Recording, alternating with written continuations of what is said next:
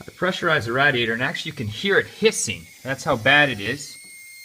And there it is from the intake manifold. You can actually see it. It's hissing. We got a nice coolant leak there, right from the intake manifold. Excellent spot. You can see it's very clear. That's where it's leaking now. The question is the cylinder head leaking as well, or do we have other leaks? Because it would really suck to do the intake manifold and then not do anything else. So I'm going to try to get another few angles here, and we'll see what we can do.